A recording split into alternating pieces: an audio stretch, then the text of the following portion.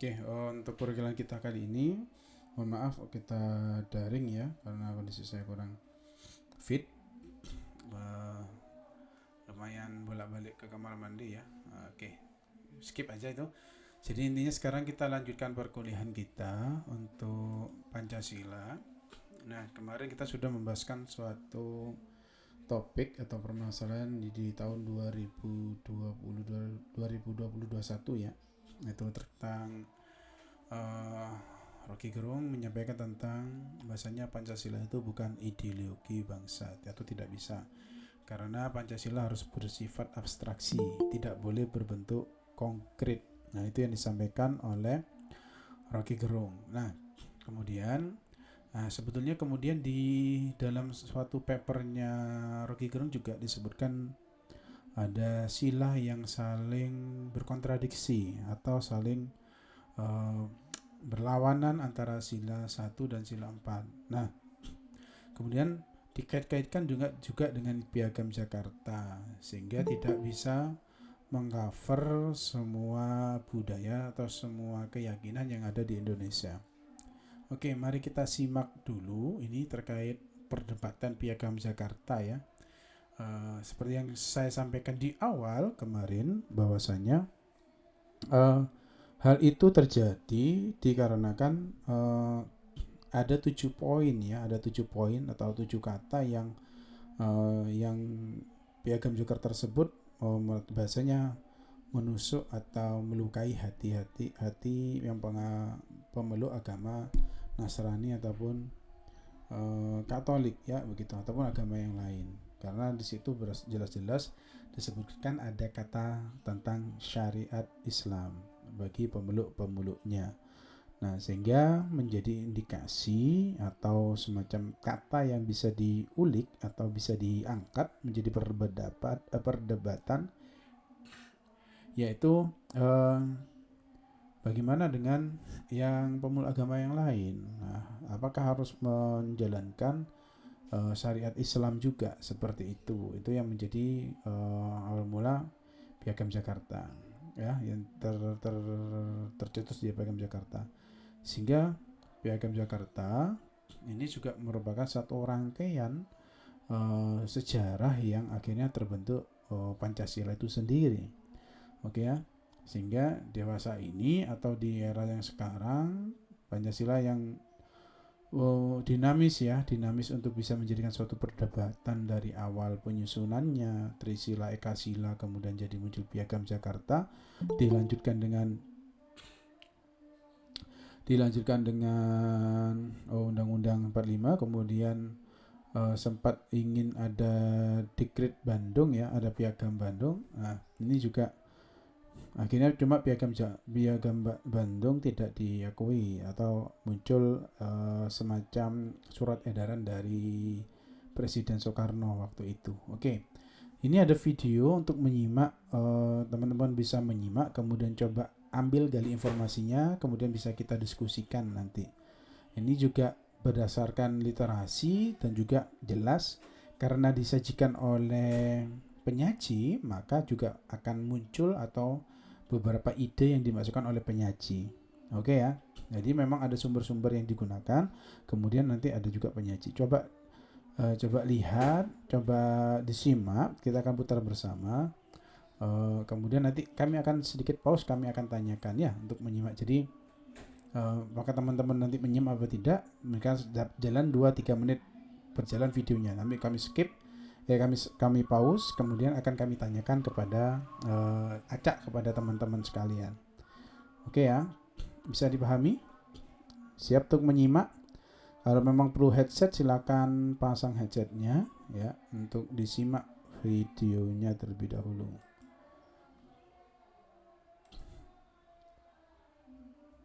Oke, saya izin share screen terlebih dahulu. Mana share screen. Ya, ada yang angkat tangan. Mbak Siva, kenapa?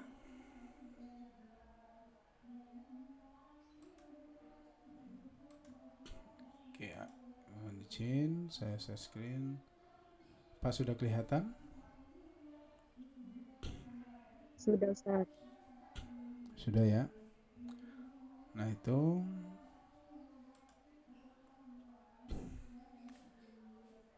semoga suaranya juga bisa terdengar ya. You can unmute. Oke. Kita play. Kalau suara videonya nggak dengar, mohon diingatkan ya. Masukkan Trisila dan Apakah masuk? Ekasila maupun ketuhanan yang Suaranya masuk? Suara videonya? Masuk, Ustaz. Masuk ya? Suara Tidak, video Ustaz. Oke. Tidak, Ustaz, tidak. Ah, suara video enggak masuk? Udah masuk. Tidak masuk, Ustaz. Oke, suara videonya enggak masuk. Sebentar.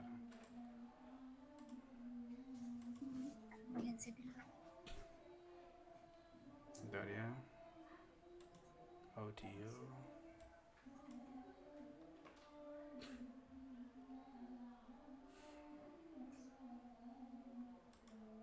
Oke.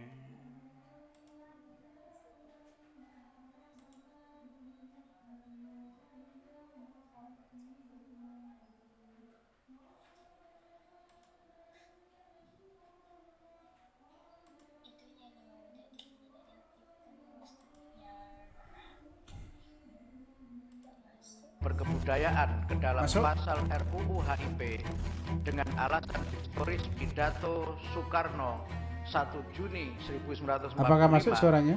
sama dengan mereduksi Pancasila. Loh, belum masuk ya. Sebentar. Harusnya tinggal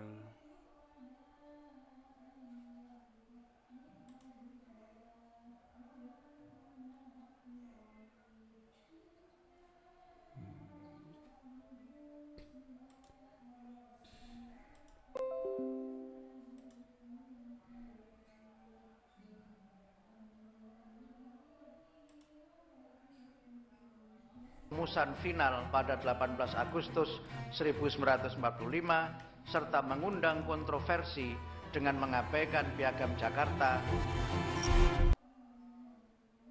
Oke, sebentar.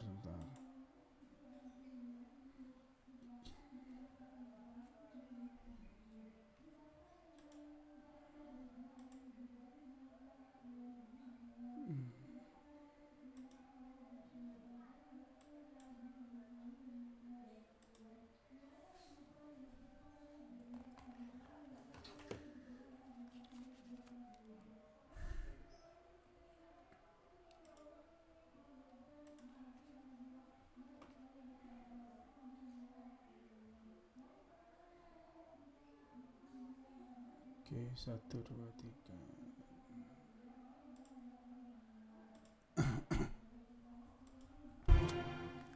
3. Rancangan Undang-Undang Haluan Ideologi Pancasila membangkitkan kembali perdebatan ideologis dasar negara. Perdebatan Pancasila tak hanya tentang siapa yang merumuskan konsepsinya, tapi juga tentang Piagam Jakarta.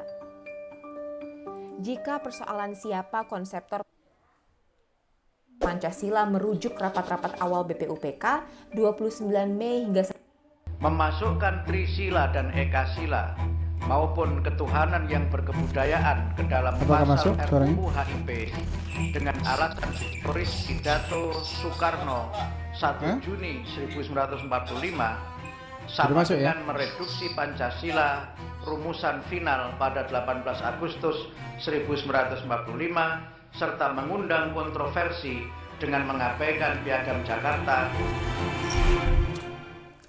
Rancangan Undang-Undang Haluan Ideologi Pancasila membangkitkan kembali perdebatan ideologis dasar negara. Perdebatan Pancasila tak hanya tentang siapa yang merumuskan konsepsinya, tapi juga tentang Piagam Jakarta.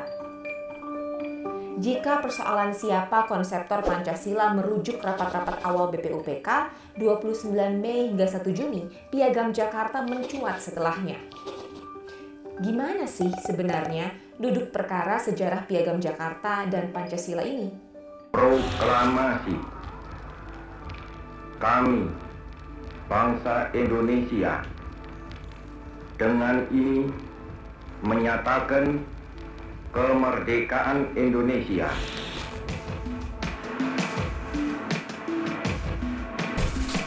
Sore hari 17 Agustus 1945, Muhammad Hatta didatangi utusan Angkatan Laut Jepang. putusan itu menyampaikan wakil-wakil Protestan dan Katolik keberatan terhadap sila pertama dasar negara yang tercantum dalam pembukaan Undang-Undang Dasar. Kalau kalimatnya seperti itu, mereka akan memilih berdiri di luar Republik Indonesia. Asal-usul Oke ya, jadi informasi yang pertama bahwasanya Piagam Jakarta yang menyampaikan 7 poin itu di awal sudah terjadi penyampaian ketidaksetujuan ya, karena tadi untuk yang Nasrani ataupun yang pemeluk agama lain tidak tercover dalam negara, bahasanya seperti itu, karena di Pancasila menyatakan bahwasanya pemeluk agamanya harus wajib melakukan syariat Islam. Nah, itu salah satu poin yang menjadi polemik dari setelah Piagam Jakarta muncul, baru nanti digodok lagi. Ada 9 tokoh, nanti disimak ada siapa saja tokohnya. Kemudian itu ada tokoh yang nasionalis sekuler, ada yang nasionalis Islam. Oke ya, kita lanjutkan. Kalimat itu bermula di sini, Rumah Soekarno, di Jalan Pegangsaan Timur, nomor 56. Pada 22 Juni 1945, panitia kecil beranggotakan 9 orang melangsungkan rapat di sana dan menghasilkan rancangan pembukaan Undang-Undang Dasar. Muhammad Yamin menamainya Piagam Jakarta. Rapat panitia 9 berlangsung alot, penuh lobi dan manuver. Kubu nasionalis sekuler dan nasionalis Islam bersikukuh pada pendiriannya.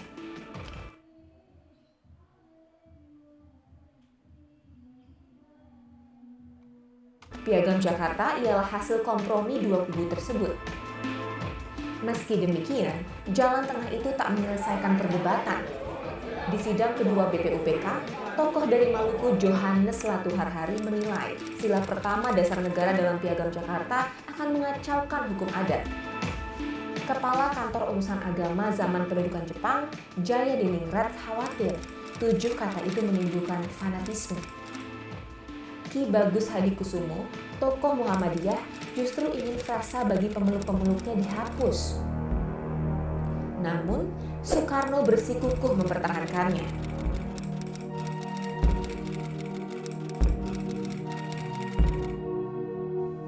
Piagam Jakarta pun disahkan BPUPK menjadi pembukaan Undang-Undang Dasar.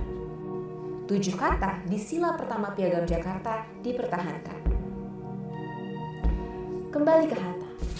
Laporan utusan Angkatan Laut itu membuat sang proklamator mengajak Teuku Muhammad Hasan, ahli hukum dari Aceh, melobi tokoh Islam Ki Bagus Hadikusumo dan Wahid Hasyim pada 18 Agustus sebelum rapat Panitia Persiapan Kemerdekaan Indonesia atau PPKI.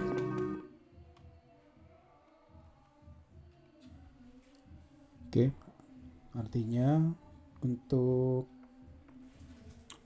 penyusunan Piagam Jakarta ya, sudah ada tokoh NU ya dan tokoh Muhammadiyah yang mewakili untuk terbentuknya nanti Pancasila ya, untuk mulai ada perubahan-perubahan kata atau pencoretan kata yang akan disusun dalam Pancasila ya, nantinya. Dan itu nanti setelah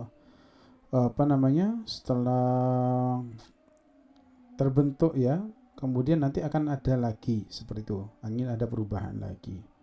Ya, sehingga nanti ternyata yang ditetapkan sampai sekarang, meskipun nanti dalam era perjalanannya banyak yang ingin merubah sehingga nanti supaya muncul dalam Undang-Undang Dasar, akhirnya sampai saat ini yang masih dipakai adalah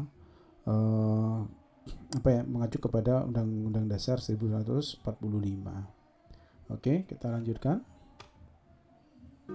Hadir pula dalam pertemuan itu Kasman Singodimedjo, tokoh Muhammadiyah yang diminta Soekarno melobi Ki Bagus. Singkat cerita, Ki Bagus luluh. Wahid Hasyim pun mengusulkan agar redaksi sila pertama diubah menjadi ketuhanan yang Maha Esa. Akhirnya, di rapat PPKI hari itu, Undang-Undang Dasar disahkan dan 7 kata di sila pertama dicoret dan diubah menjadi ketuhanan yang Maha Esa. Perubahan ini disebut Hatta perubahan yang maha penting menyatukan segala bangsa. Namun, polemik tidak berhenti di situ.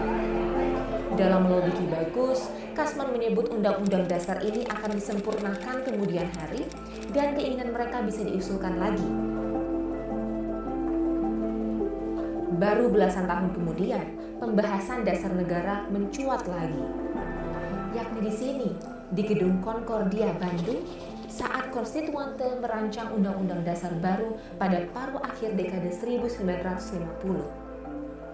Rapat soal dasar negara ini pun tidak kunjung menemui titik temu di konstituante. Lembaga ini sampai membuat panitia kompromi yang mewakili semua kelompok. Panitia ini menawarkan 2 rumusan Pancasila sebagai dasar negara.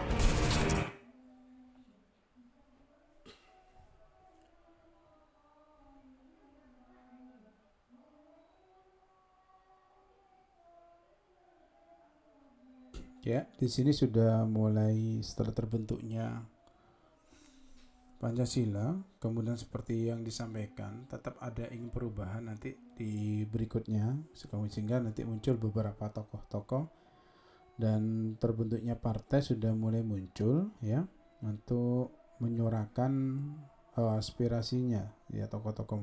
Ada partai tadi partai Kristen, kemudian ada partai komunis dan seterusnya.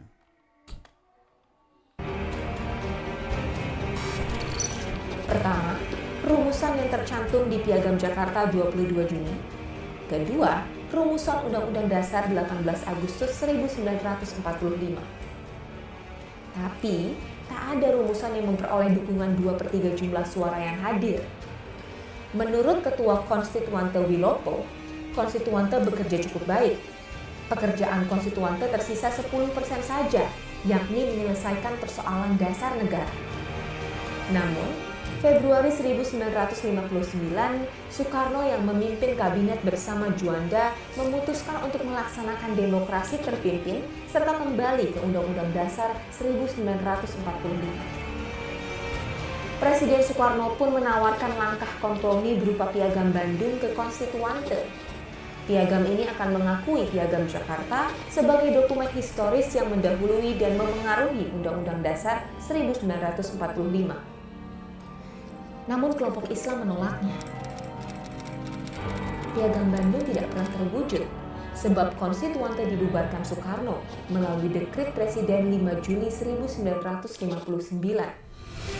Dekret ini juga menetapkan Undang-Undang Dasar 1945 sebagai Undang-Undang Dasar. Piagam Jakarta disebut dalam dekret menjiwai UUD 1945 dan merupakan suatu rangkaian kesatuan dengan konstitusi tersebut. Jadi kewajiban menjalankan Islam bagi penduduknya itu diatur. Itu satu kejadian sejarah, kejadian yang bersejarah, bukan khayali, tapi betul-betul terjadi.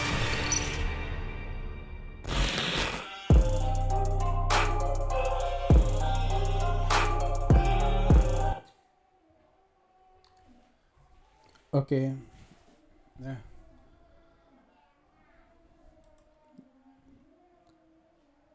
Saya stop scroll.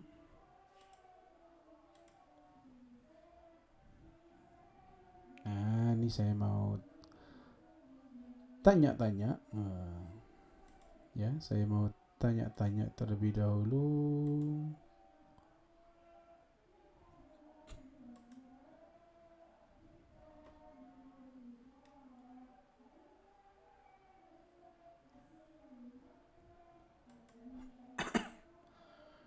Tokoh 9 tadi ada apa saja? Siapa saja? Saya mau tanya kepada Panitia 9, kira-kira ada siapa saja? Oke. Ada Pak Soekarno, Oke, bagus terus. Muhammad Atta, Oke. Aa Maramis, Oke. Kusno, Hah? Abi Koisno, Oke, sip. Terus? Abdul Kahar Muzakir, Haji Agus Salim, Ahmad Solibaja, Abdul Rahman dan Muhammad Yamin. Oke, ya. Ada 9 tokoh ya, satu panitia 9 tadi itu dibedakan menjadi 2, yaitu apa? Sebentar saya mau tanya kepada Mbak Ulfa. Sebentar, Mbak Ulfa ada, Mbak Ulfa? Mbak Ulfa?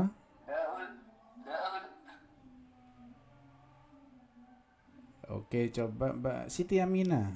Ada Mbak Siti Amina?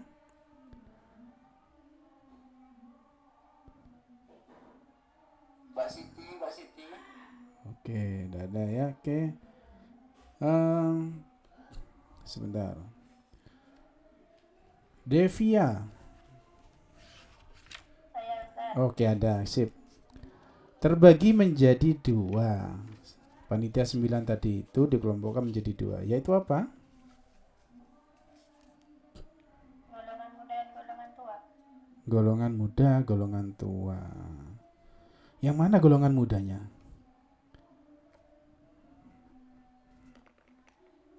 Siapa saja golongan mudanya? Yang muda.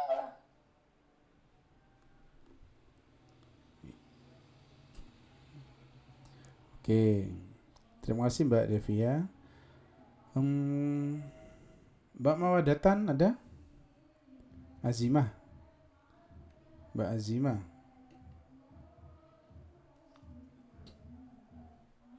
Ada Mbak Azimah?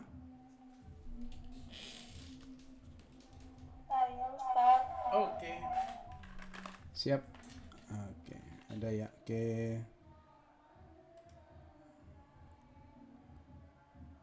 Ada 2 kelompok tadi Mbak, atau bisa dibagikan menjadi 2. Siapa dan siapa ya Mbak kira-kira Mbak ya?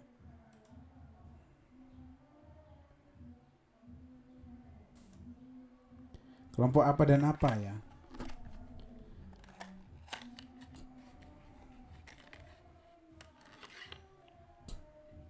Yuk, kelompok apa dan apa?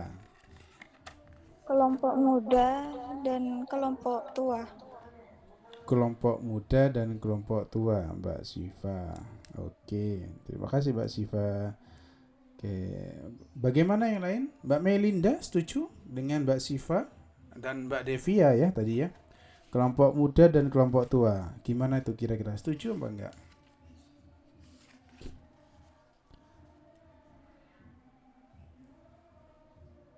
Gimana? Setuju? Setuju apa enggak? Tadi ada Mbak Husnul, ada Ciwo Ekspor ini siapa? Mas, nama absennya Mas? Nurul Nurul. Anwar Ustaz. Nurul Nurul Anwar. Oke, terima kasih Mas Nurul Anwar. Oke. Apa? Kira-kira setuju semua nggak? Tadi ada kelompok muda sama kelompok muda. Terbagi panitia 9 ini terbagi menjadi 2. Titik-titik dan titik-titik. Ada yang mau berpendapat? Berdasarkan video ini ya. Mbak Siti?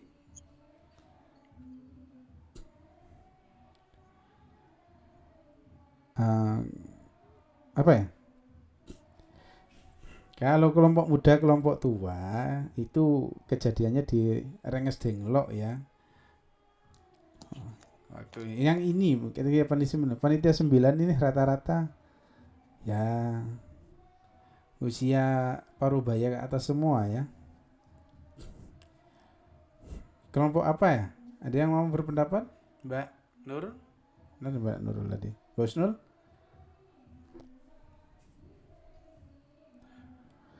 Mas Nurul ada? Mas Nurul Anwar? Apa kira-kira? Yang di panitia 9 tadi Ustaz. Iya betul, panitia 9. Apa ya?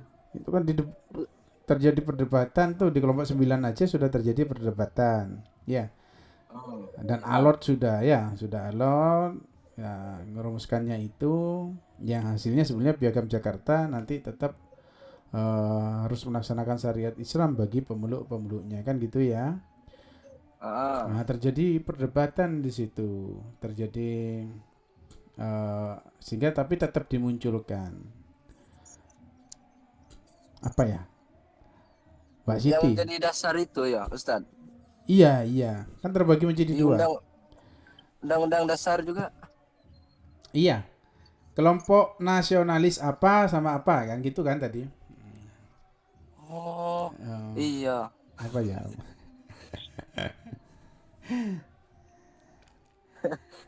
Lupa ada Ustadz. Oke. Saya mau jawab Ustadz. Oh, Mbak Siva, silakan Mbak Siva. Kelompok Islam dan nasionalis. Iya, betul. Tepatnya adalah nasional. Semuanya panitia 9 ini adalah tokoh nasionalis, nasionalis sekuler, satunya nasionalis Islami. Terbagi menjadi nanti karena 9, 5-nya masuk ke sekuler, yang 4-nya masuk ke nasionalis Islami. Nah, sehingga Islamis. ya, artinya mulai dari penyusunan sebetulnya ya, bagian dari sejarah kita adalah memang Islam yang mengkrit ya, salah satu yang mengkrit bahwasanya Pancasila ini, dan tokoh agama ya untuk NU dan Muhammadiyah sudah terwakili di situ ya. Artinya sudah sejalan dengan ya, karena balik lagi Pancasila ini adalah sesuatu yang sebetulnya nilai-nilai luhur yang sebetulnya sudah sesuai dengan syariat Islam. Sehingga kalau terjadi radikalisme dan sebagainya ini, nanti kita mabung ke sana, kita tinggal mengembalikan orang-orang yang radikal itu, maka salah jalan dengan sanadnya. Mereka salah belajar dengan sanadnya. Oke ya. Oke. Nah, kemudian ada tokoh dari Ambon atau Maluku tadi. Dia menyatakan apa ya? Yang dari Ambon? Namanya siapa? Namanya dulu. Dia bilang begini. Kalau Piagam Jakarta itu diberlakukan, ya, maka dengan kalimat tadi yang di sila pertama ya, ada 7 kata di sila pertama sebetulnya, maka akan membawa kekacauan yang bukan kecil terhadap adat istiadat. Itu yang disampaikan. Artinya siapa itu yang menyampaikan seperti itu? Ini tokoh dari Maluku. Bukannya tokoh dari Aceh itu, Ustaz? Dari Aceh bukan. Yang dari Maluku.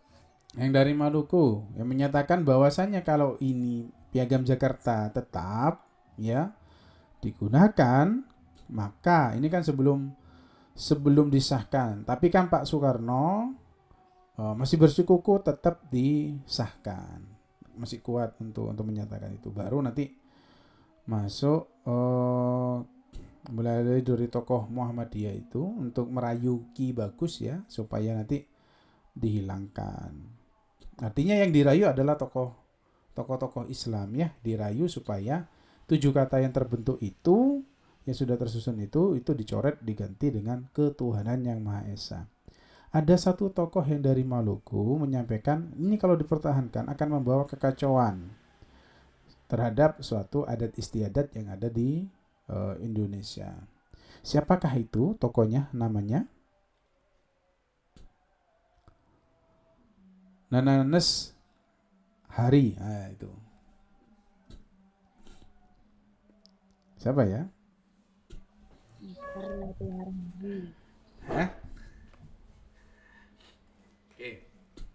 Bapak Yohanes ya Latuhari, Mbak Siti ya.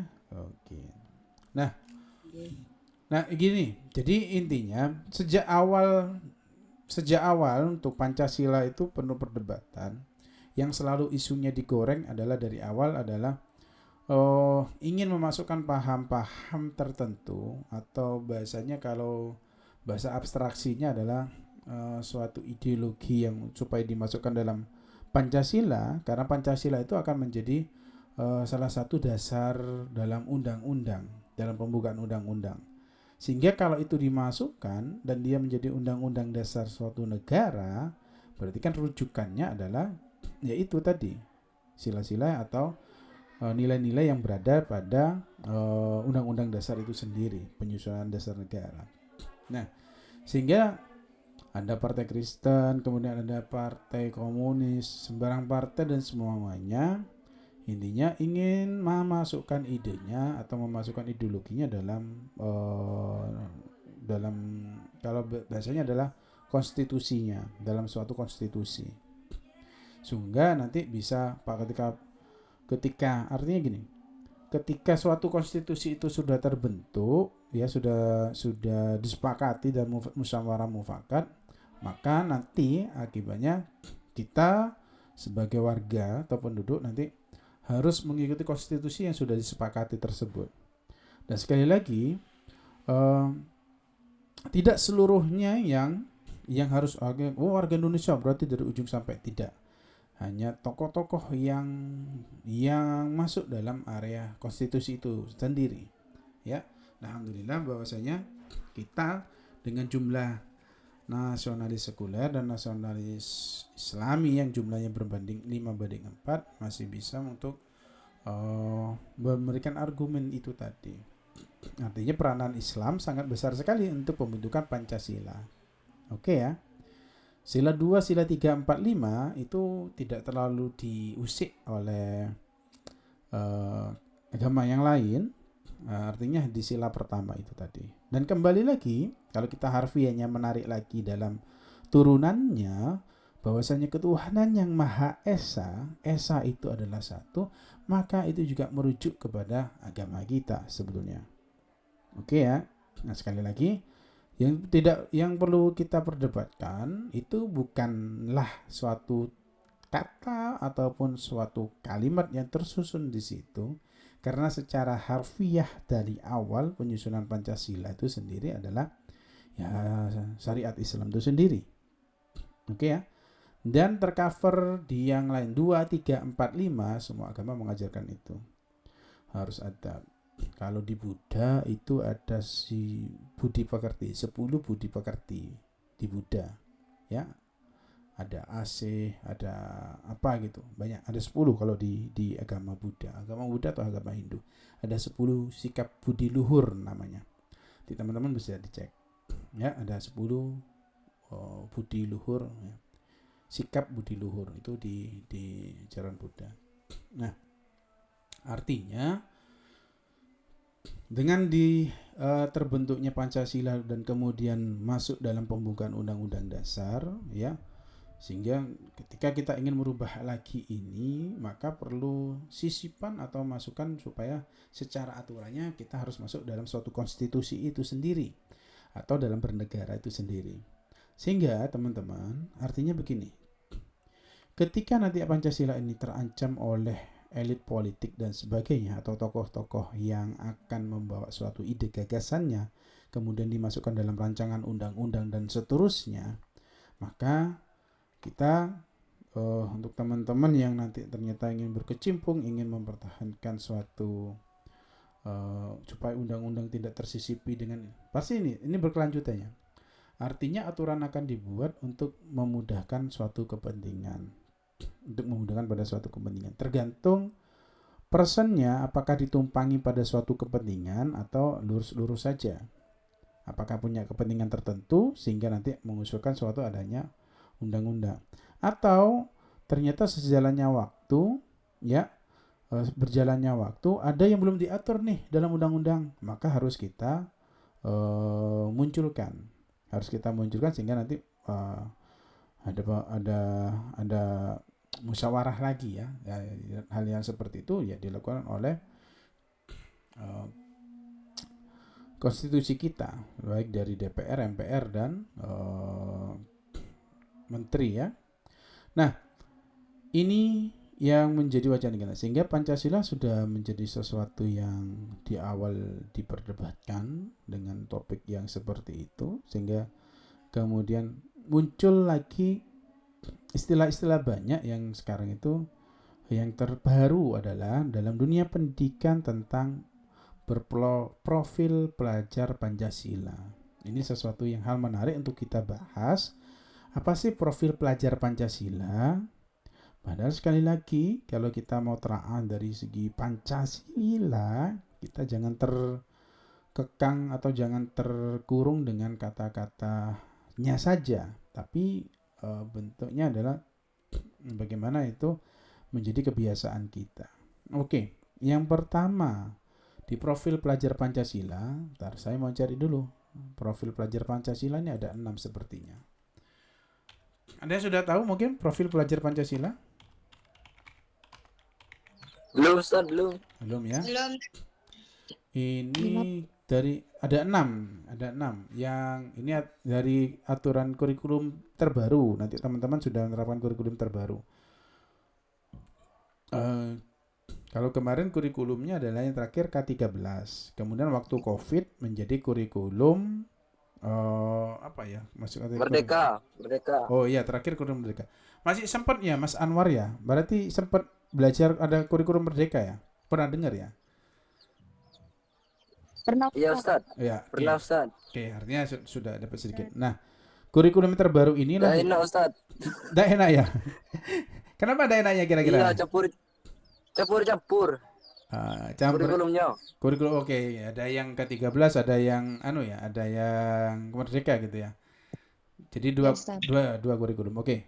Nah, kita ngikuti yang terbaru sekarang karena sudah berjalan hampir 3 tahun sepertinya, mulai dari kurikulum prototype sehingga munculnya kurikulum Merdeka.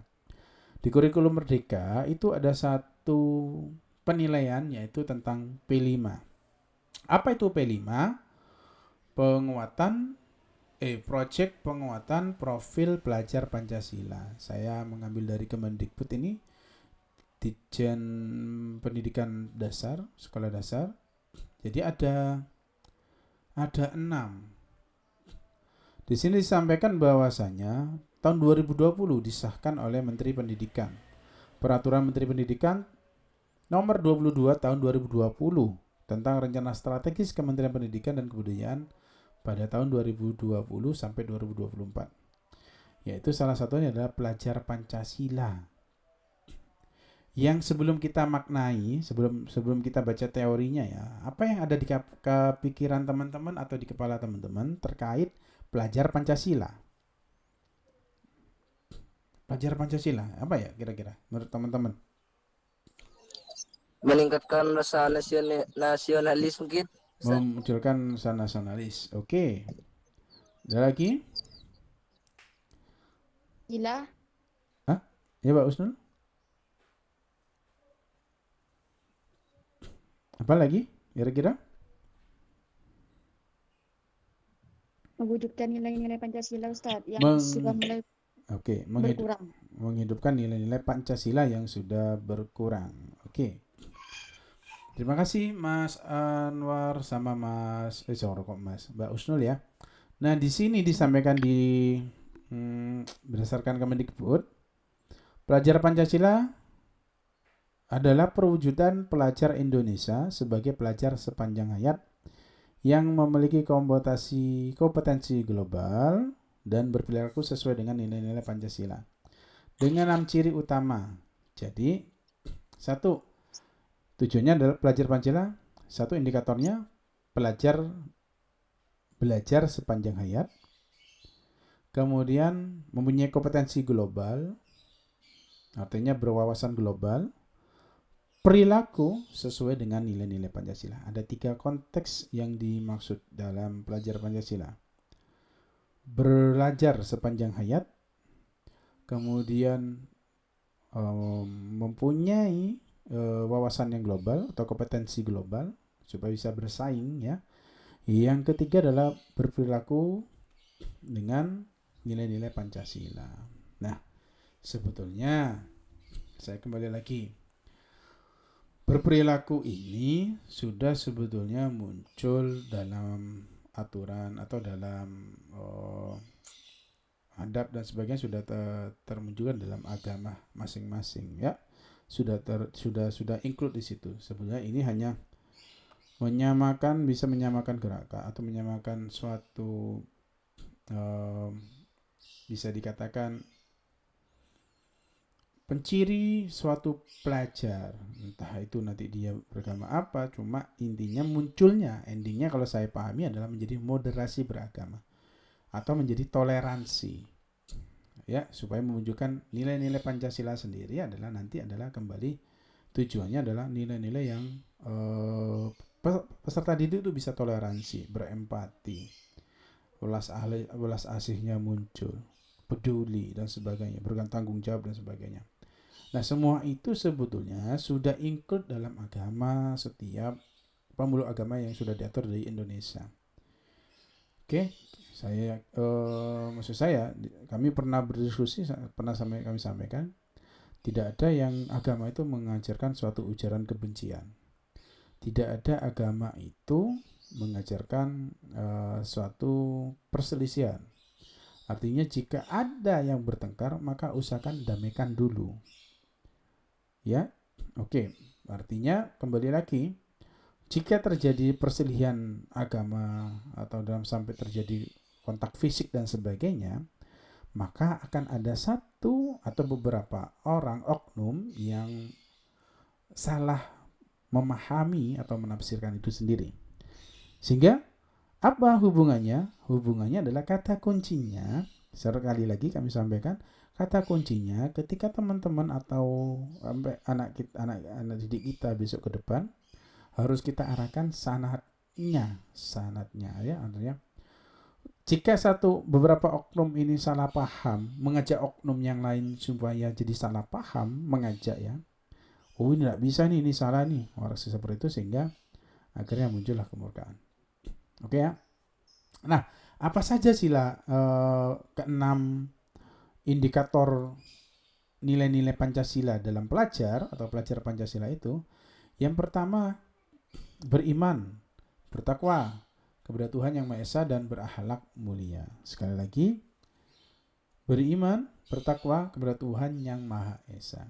Oke, kita tidak menginkludkan atau mau nitik beratkan Tuhan Yang Maha Esa. Dari sini sudah jelas bahwasanya ini merujuk kepada sila pertama. Itu ya. Dan berakhlak mulia. Berakhlak mulia ini masuk pada sila kedua. Kemanusiaan yang adil dan beradab. Artinya di profil pelajar Pancasila saya share aja. Kita lihat. Ini saya share screen ini. Ya, jadi saya ngambil dari Kemendikbud ya, sumbernya dari Kemendikbud. Nah, ini maksud saya. Beriman, bertakwa kepada Tuhan Yang Maha Esa. Ini antara sila satu dan sila kedua melebur menjadi satu. Seperti yang saya sampaikan di awal, ketika kita sudah beriman atau kita sudah bertuhan, maka sejatinya nilai-nilai ketuhanan itu sudah masuk ke diri kita. Atau di dalam bahasa kita, semua yang kita lakukan adalah la haula wala quwwata illa billahil aliyyil azim. Tidak ada kekuatan apapun yang kita miliki sebetulnya. Apa yang kita lakukan itu semua atas izin Allah Subhanahu wa taala. Oke ya. Nah, ketika kita sampaikan seperti itu, oh iya, apa yang saya lakukan ini adalah lantaran izinnya Allah, atas kuasanya Allah.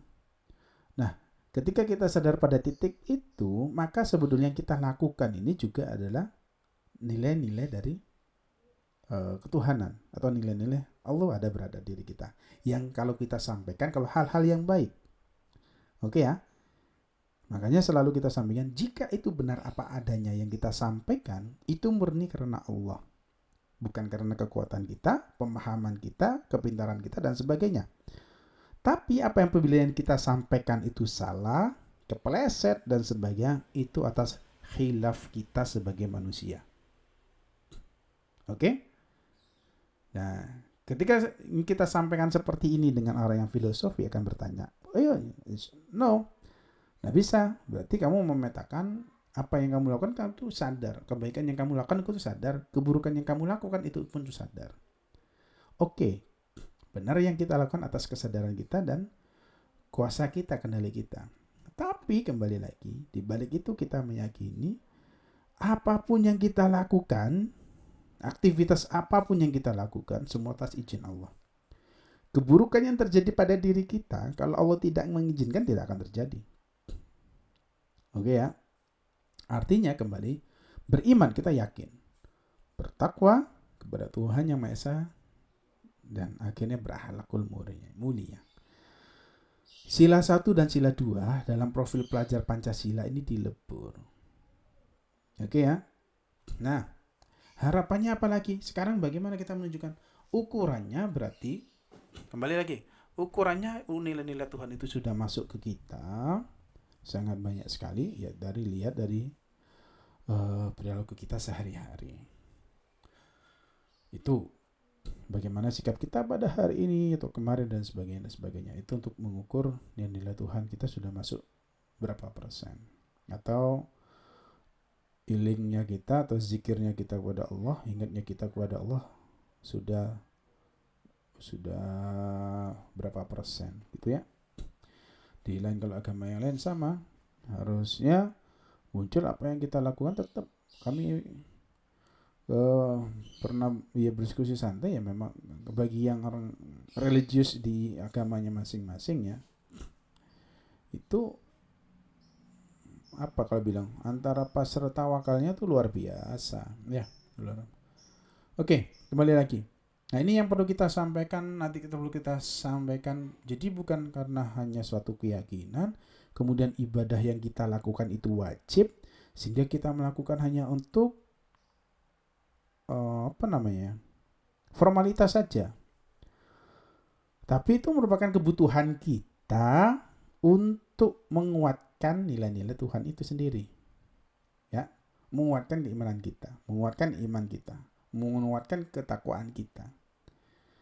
Oke ya. Jadi bukan hanya melakukan suatu formalitas. Jadi yang kita lakukan, rutinitas kita itu bukan dilakukan kita lakukan karena untuk rutinitas saja. Enggak ya. Tapi harus dipahami, harus diimani, kemudian takwanya itu. Nah, maka kalau sudah seperti itu, maka fokusnya akan kembali. Kenapa? Dia akan berakhlak mulia karena fokusnya akan kembali lagi kepada dirinya sendiri. Orang yang fokus dengan dirinya sendiri, ini coba teman-teman kalau nanti pernah bermain ke Bali? Pernah. Oh, pernah ya? Belum. Oh, ya, semoga nanti pernah ya. Semoga nanti besok ke sana Mas ya. Amin. Ya, Ustaz. Ya. Juga ada suatu cerita tentang ini, cerita tentang Bali. Kalau di Bali itu kalau misalkan ibadah itu ada gelas yang diisi air. Ya. Atau gelas diisi air, kemudian kan semacam cipratkan itu apa ya? Hasil bumi lah kalau bahasanya di Hindu itu seperti itu. Hasil bumi yang berterima kasih pada dewa ini dan sebagainya. Nah, ada suatu ketika ada orang tua, ini kisah juga, mengajarkan kepada anaknya, karena anaknya mengkritisi suatu pendapat terus, atau mengkritisi pada seorang terus. Mina presenting, oke.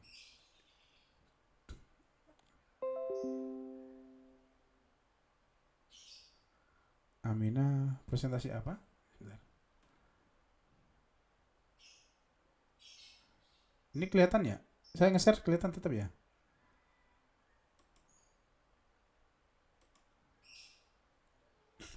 Oke. Iya. Oke. Nah, si anak diminta untuk, jadi ada gelas diisi air gitu, cukup banyak, kemudian dia suruh keliling wihara. Airnya itu sejajar dengan permukaan alat minumnya itu, cangkir itu. Kemudian si anak disuruh membawa itu, jangan sampai ada setetes pun air yang jatuh. Oke. Atau nanti teman-teman silakan coba lakukan, isi air di gelas sehingga airnya itu sejajar dengan permukaan paling atas. Oke? Kemudian teman-teman coba jalan 100 meter, 100 meter, terserah dari area tempat 100 meter kejauhan, mungkin ya 50 meter. 50 meter jalan, 100 meter jalan, atau mengiringi wihara tadi, saya ambilkan contoh yang mengiringi wihara itu. Si anak melakukan perintah ayahnya untuk berkeliling wihara dengan membawa air dalam gelas.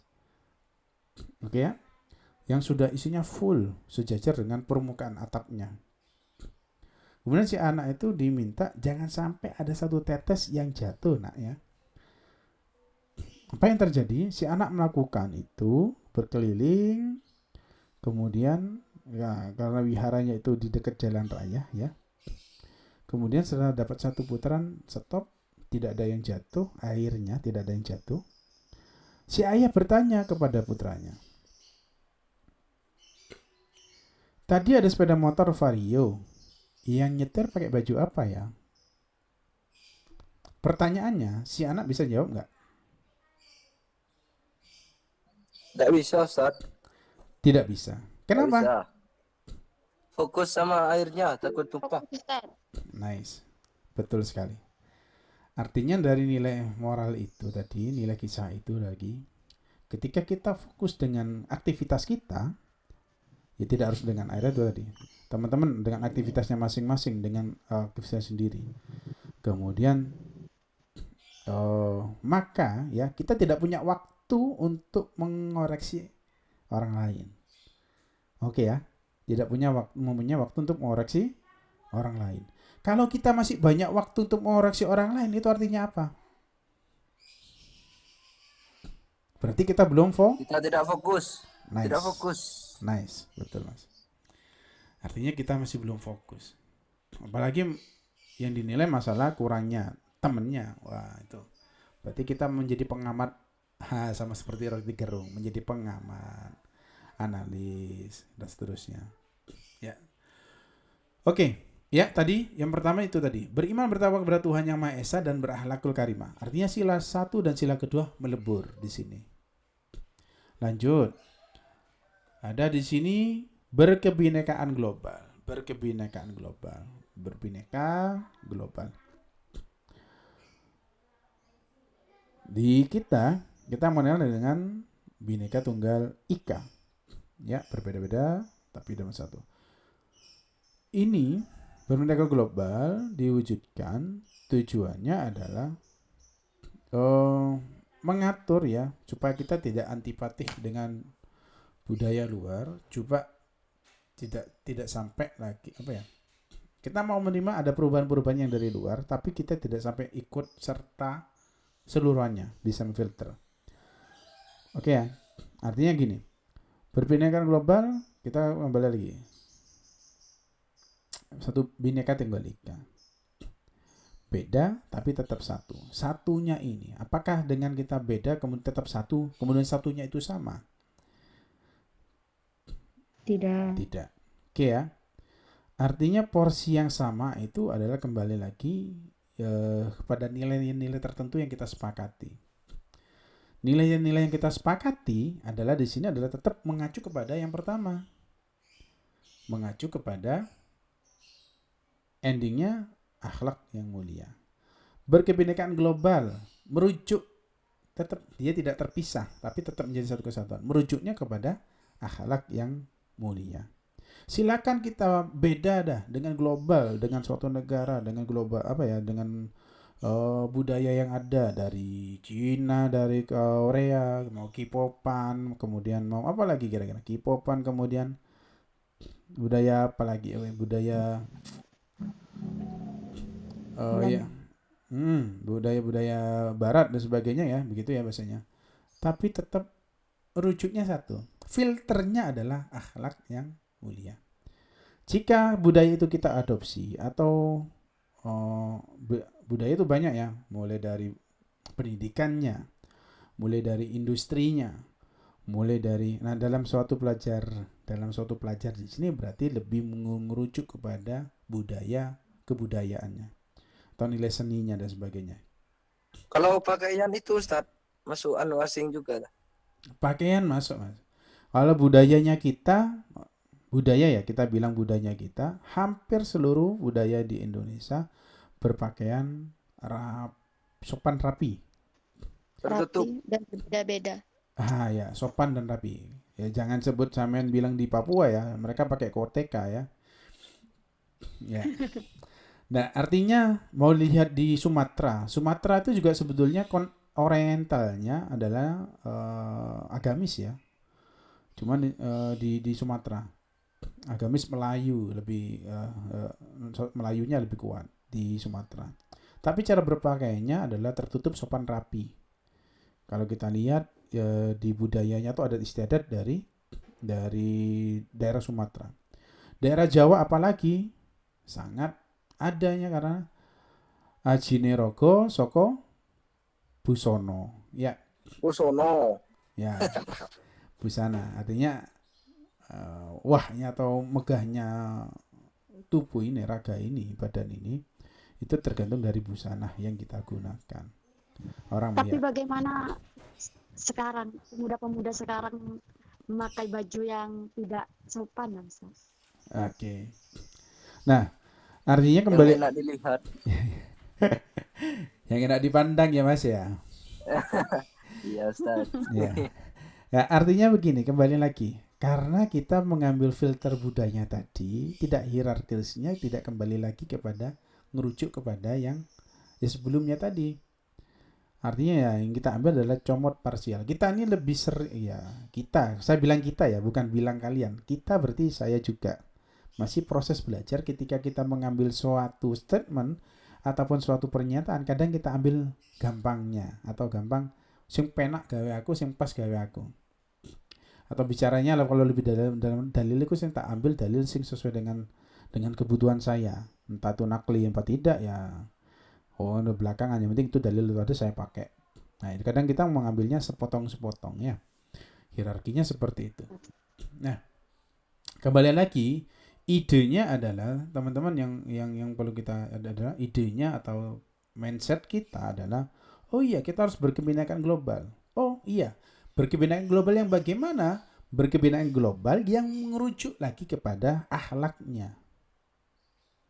Oke? Tapi kita nggak bilang lagi kalau kita merujuk lagi kepada agamanya, ya kembali lagi. Kalau kita merujuk kepada agamanya nanti agak sulit, agak abstraksi lagi nanti. Sehingga merujuknya adalah berkebinekaan global yang merujuk kepada akhlak yang mulia. Apa saja akhlak yang mulia? Akhlak mulia itu banyak ya. Kalau kita bilang akhlak bisa dari perilakunya. Perilaku yang bagaimana? Ya sikapnya. Bisa juga dari berpakaiannya. Berpakaian bagi kita yang terbuka-buka itu kurang sopan. Karena kurang sopan. Ya, karena kalau Anwar gimana?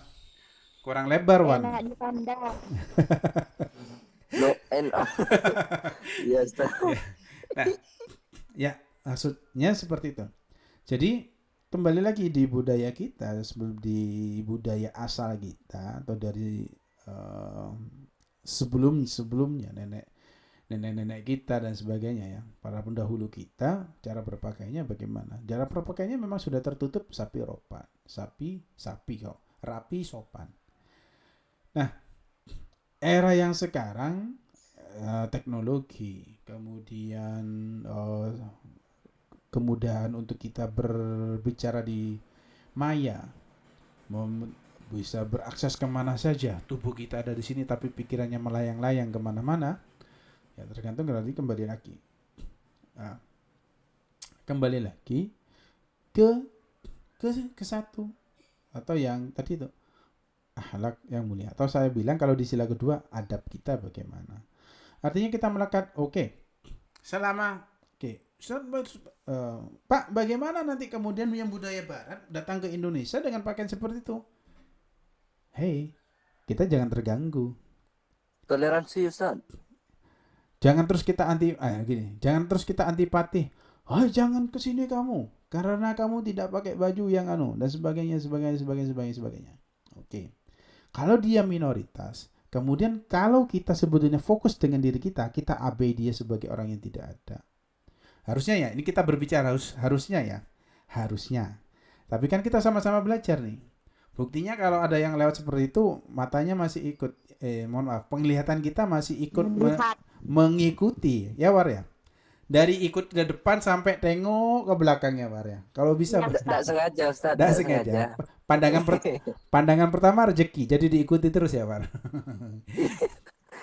Nah ya. Mubazir. Ya. Nah, artinya itu.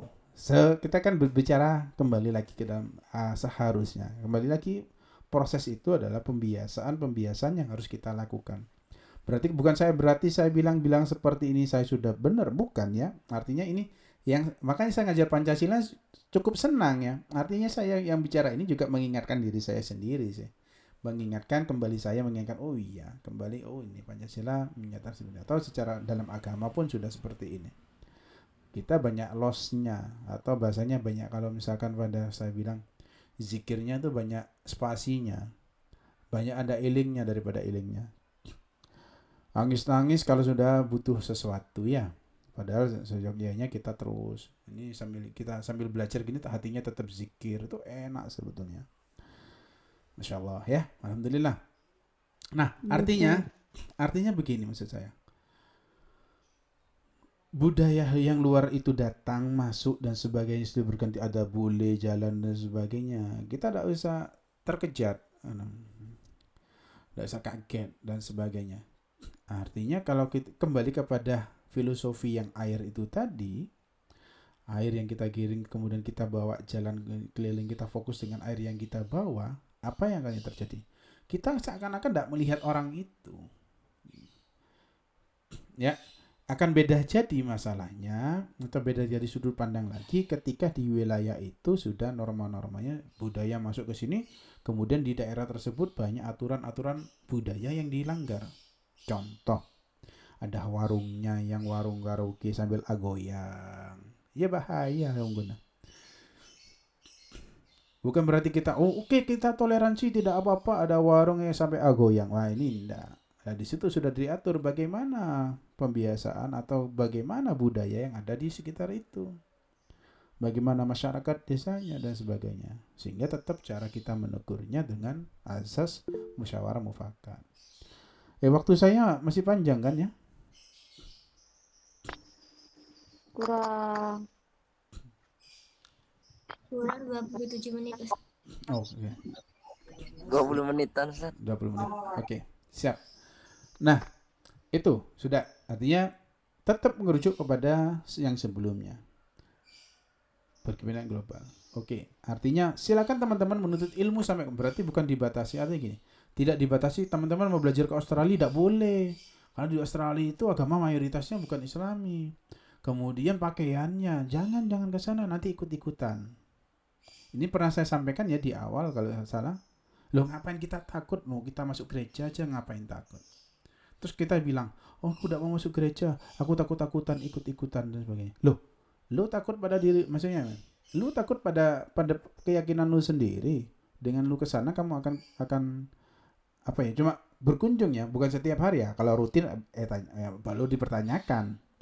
Wah, Kalau setiap minggu Ustaz. Dia dipertanyakan kalau setiap minggu mas. Coba harus sekalian setahun kadang undangan, kalau undangan. Karena itu undangan kemudian menghormati. Undangan berminggu je bertanya aki ya. Je undang udah perlu saya lain berarti. Kan gitu. Ya. Ya, jadi lock out nanti ya kita ya. Nah, artinya begitu. Ya kita kan tahu. Kita kan tahu porsinya nanti. Oh, ini diundang. Oh iya, cuma acara misalkan hari Natal kemudian kalian jadi teman-teman ternyata besok jadi tokoh agama. Kemudian diundang ya datang aja. Apa niatnya? Ya memenuhi undangan itu. Kecuali ada yang lain. Bukan berarti ya, tapi kembali lagi ya dengan persepsi masing-masing. Ada yang berpersepsi saya kalau ke sana itu tidak boleh. Ya kita nggak boleh nyalahkan juga. Setiap orang punya penilaian masing-masing. Bukan berarti kita tidak harus memaksakan pendapat kita kepada orang lain. Itu juga bagian dari beradab tadi. Karena saya bilang A, saya paksa teman-teman nanti harus setuju sama saya. Harus. Nah itu tidak bisa juga.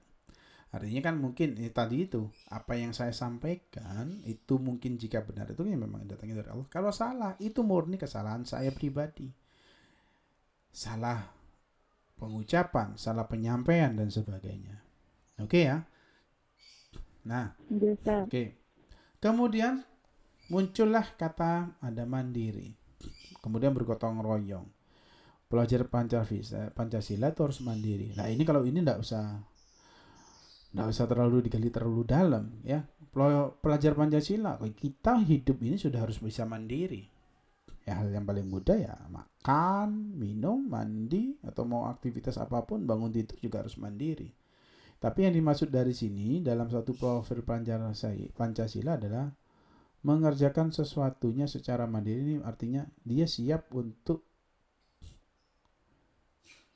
berdiri dengan ide atau ilmu pengetahuan yang dia miliki, sehingga dia berani mengambil keputusan, bukan ikut-ikutan. Berani mengambil sikap, itu salah satu kategori indikator mandiri. Ya, mandiri itu adalah kata kuncinya atau kata indikatornya adalah berani mengambil sikap. Sendiri. Iya, berani mengambil sikap sendiri. Contoh, kamu mau tahajud gak tahajud, ya kamu harus bangun sendiri, mandiri. Tapi untuk menuju ke situ ada suatu pembiasaan orang tua membangunkan, teman membangunkan kalau di pondok dan sebagainya. Nah, tapi bangunnya kamu mengambil wudhu dan mandi dan seterusnya itu harus mandiri. Tak kira apa pandi akibi Anwar, ya Mar? Iya Ustaz. Nah, itu sih itu ya. Artinya dalam suatu pembelajaran di dalam ya sama mengerjakan tugas ya harus sendiri. Ada tugas kelompok, ada tugas individu dan seterusnya. Artinya kamu mau nilai baik ya kerjakan dengan segala mandiri. Artinya mandiri itu secara garis besar adalah berani mengambil sikap, keputusan dengan sadar. Oke ya, dengan sadar. Wah, kamu kok libur hari ini? Katanya Anwar libur, Pak, misalkan. Katanya, loh itu kan jadi ini sering kali terjadi. Termasuk nanti ketika teman-teman skripsi ataupun nanti ujian dan sebagainya, kemudian ditanya, misal gini, apa pendapat kamu tentang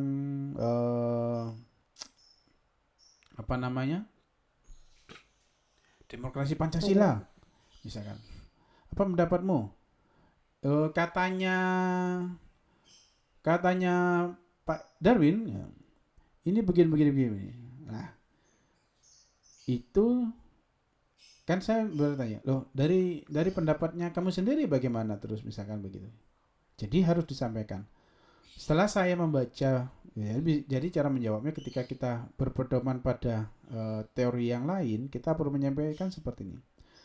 Setelah saya membaca buku karangan ini, menyatakan ini, saya setuju bahwasannya bla bla bla bla bla.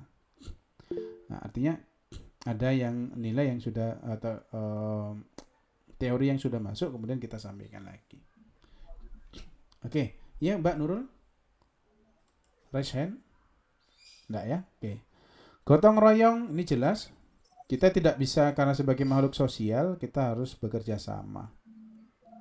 Jadi tidak ya gotong royong. Kalau Probolinggo tiap hari saya ngelewati gotong royong. Kalau ya gotong royong. Nah, saling bantu membahu. Ini apa? Ditunjukkan dengan apa? Empati ya. Berempati, simpati dan seterusnya. Ini bagian dari gotong royong. Kalau orang yang tidak gotong royong ya berarti simpati empatinya kecil. Ya, jadi gotong royong itu bagian dari untuk meningkatkan simpati empatinya. Oke? Kreatif, bernalar kritis. Bernalar kritis artinya tadi berlogika, mampu menyelesaikan permasalahan-permasalahan kontekstual atau menjawab permasalahan yang terkait mata pelajaran dan sebagainya. Oke ya. Kemudian kreatif. Kreatif ini sebenarnya indikasinya begini teman-teman. Kreatif ini adalah kita melakukan suatu aktivitas yang di luar dari pembiasaan, di luar dari rutinitas. Tapi dari rutinitas. Contohnya, saya bilang kalau masalah ibadah ya tak bisa dibuat kreatif, tak bisa ya. Jangan yang pakem-pakem itu jangan dirubah-rubah sudah. Yang maksudnya adalah kreatif ini misalkan terkait aktivitas teman-teman. Saya mau bangun pagi, teknik bangun paginya ini sekreatif teman-teman sendiri. Ada yang bangun pagi setelah itu langsung dibuat niatkan untuk sahur, langsung puasa dan sebagainya. Oh bangun kemudian habis itu sholat kemudian tidur lagi. Bagaimana cara teman-teman melakukan sesuatu kegiatan sehari-hari atau melakukan aktivitas itu sesuatu yang berbeda. Contoh ya, melakukan sesuatu yang berbeda. Rutinitas itu gimana misalkan? Datang, jalan, kemudian pulang. Misalkan nih teman-teman kuliah. Biasa rutinitas teman-teman pagi, sholat, sarapan, berangkat ke kampus, belajar, pulang. Begitu terus setiap hari. Nah ini kurang memunculkan sisi kreatif dari segi pembiasaannya. Saya bilang pembiasaan dalam penerapan perkuliahannya di perkuliahan itu sendiri sebetulnya. Ya, contohnya misalkan, oke lah, hari ini saya kok masa aktivitasnya gitu terus, datang, makan, pulang, ngobrol, aktivitas lagi sebentar, setelah itu istirahat. Itu terus, itu kan sebenarnya rutinitas yang jenuh ya. Oke, dibuat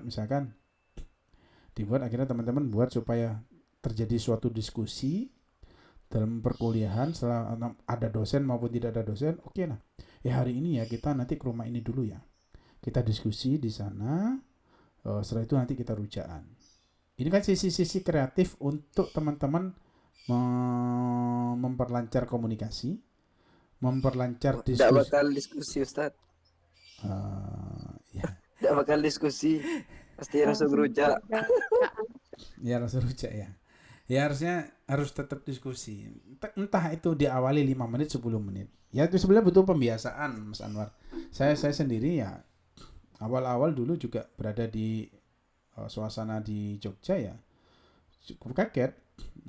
Ada masa ke kantin bawa buku, makan sambil buka buku dan seterusnya.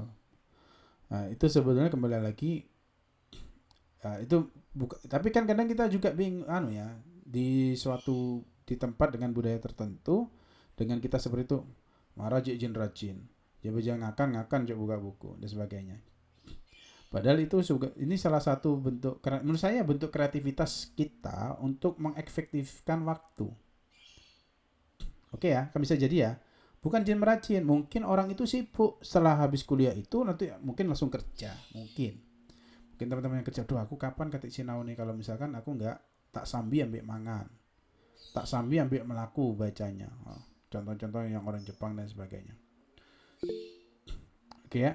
Nah, sekali lagi, sisi kreatif itu kita maknai dengan hal yang paling sederhana adalah melakukan suatu aktivitas yang di luar dari biasanya, di luar dari rutinitas. Ya, Mbak Devi? Ada yang mau ditanyakan atau yang mau berpendapat?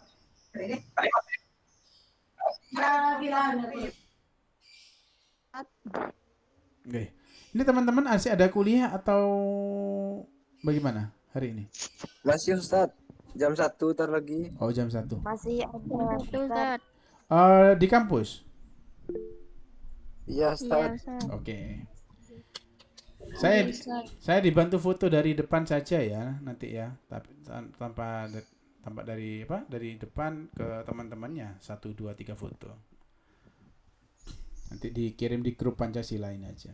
Siap Ustadz. Oke. Nah, itu jadinya nanti pulang diskusi. Ya, jadi biasakan aja Mas, enggak banyak-banyak, biasanya 3, 4. Memang butuh pembiasaan sih menurut saya sih. Sambil itu kan silaturahmi, dicipi, dimasakin apa. Misalkan rumahnya Husnul dekat daerah Kerejengan, langsung ke rumahnya Husnul. Ketar Kerejengan. Jauh Ustaz. Oh jauh. Nah, ya rumahnya Anwar berarti. Anwar mana rumahnya Bar? Pertemuan Ustadz, Paguniran. Oh Paguniran lumayan jauh ya. Ya yang deket-deket dulu. Iya gunung Ustadz. Ya itu kan kalau sedikit misal gantian. Oh pekan ini ke rumahnya ini dulu. 1, tali silaturahmi lebih kuat, persaudaraannya makin kuat. Itu yang sebetulnya poinnya di situ. Ya dikomunikasikan lah untuk, tiap hari apa ya ke rumahnya siapa ya, ya gitu. Dikepain lah Ustaz. Oke ya, seperti itu ya untuk perjalanan kita hari ini. Alhamdulillah, saya cukup senang ini mengajar Pancasila. Banyak yang saya refresh ini untuk reminder diri saya sendiri utamanya. Mungkin karena ada saya Ustaz. Wah mantap Mas Anwar. Oke, coba dinyalakan kameranya kita untuk Markipo. Mari kita foto.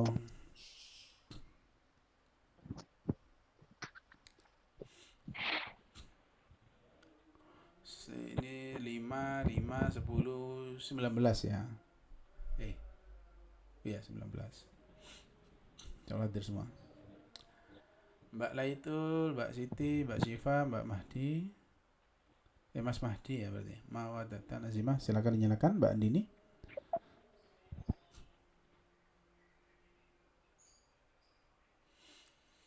Oke, terima kasih. Saya screen dulu 1, 2, 3. Oke, saya ulang. Senyum dong, jangan manyun dong. Jangan sebel gitu ya. 1, 2, 3, cheese. Oke, one again. Oke, Cheese. Ya, sate tidak apa-apa. 1, 2, 3, sate. Ya, yang pengen sate beli sendiri nanti ya. Oke, terima kasih untuk pertemuan kita hari ini. Semoga yang kita pelajari pada siang hari ini Allah jadikan ilmu yang bermanfaat dan barokah. Lebihnya dari Allah, benarnya dari Allah, salahnya dari kami pribadi. Jika ada salah kata, salah sikap kami mohon maaf sebesar-besarnya. Mari kita akhiri dengan doa kafatul majlis. Bismillahirrahmanirrahim. Subhanallahumma wa bihamdika asyhadu an la ilaha illa anta astaghfiruka wa atubu ilaik. Syukran kasiran. Assalamualaikum warahmatullahi wabarakatuh. Waalaikumsalam. Waalaikumsalam warahmatullahi wabarakatuh.